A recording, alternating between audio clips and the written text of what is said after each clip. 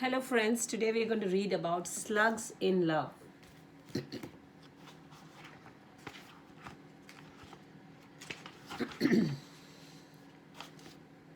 Mary Lou loved everything about Herbie.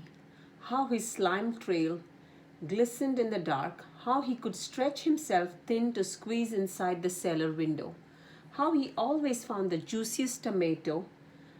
Though she never spoke a single word to him, she was too shy.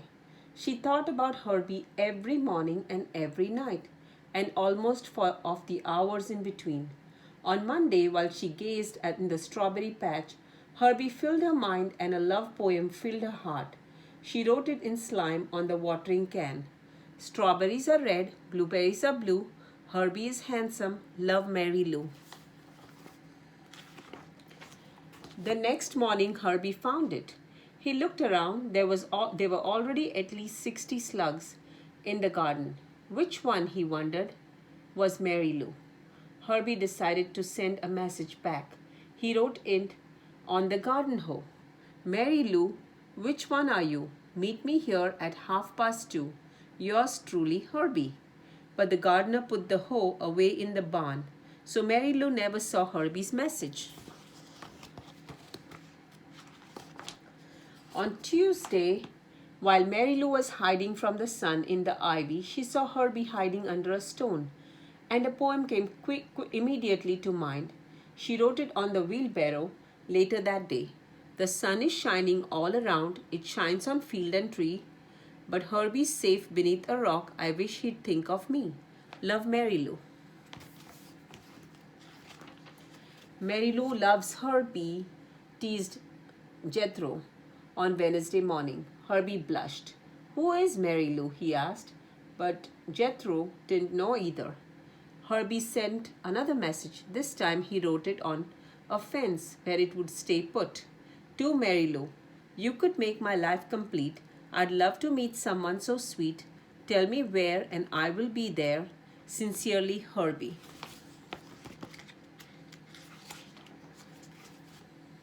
But that afternoon, it rained and his letter washed away.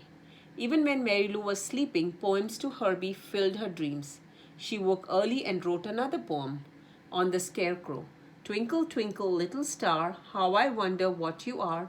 Herbie, Herbie, handsome slug, Mary Lou would love a hug. Love, Mary Lou. That Mary Lou is some poet, said Sammy. Do you know her, Herbie? Asked excitedly. I think she's the brownish one, said Sammy. All day long, Herbie searched for a brownish slug, but next to the brown dirt, they all looked a little brown. Herbie left another message on the watermelons. Your poem makes me happy. Your poems make me glad. But I can't find you, Mary Lou, and that makes me feel sad. Your friend Herbie. But Mary Lou was in the squash patch that day and didn't see Herbie's note. She left another poem behind on the zucchini. Herbie, you would make me as happy as can be if you'd just pay attention and please, please notice me. Love, Mary Lou. Herbie was at his wits' end. He had been noticing her. Well, her poems anyway, and he had asked everyone he could think of if they knew her. I think she's the greenish one, said Homer. I think she's the pinkish one, said Judley. Maybe she's the one who likes tomatoes, said Adeline. All slugs like tomatoes, said Herbie. But Adeline had given him an idea. Herbie climbed to the top of the tallest tomato plant. On his way back down, he wrote a message. Look at me, I have climbed so high that I can see the world pass by. Mice and ants, an old black shoe. But Mary Lou, where are you? I've left you poems near and far.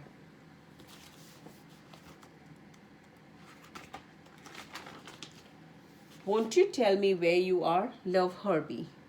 And that night when Mary Lou went out to snack on a tomato, she found Herbie's message glistening in the garden. What joy! What gladness! What delight! Mary Lou could hardly contain herself as she hurried to the barn. The next morning, the first thing Herbie saw was, "Your rhyme is sublime, Herbie. Dear, I am here." As always, when she saw Herbie, poetry filled Mary Lou's head. She said, "Herbie, I'm Mary Lou. We meet at last. How do you do?" Herbie was tongue-tied. Suddenly he felt shy, but at last he blurted out, "I'm fine. Will you be mine?" Mary Lou and Herbie lived happily ever after. The end.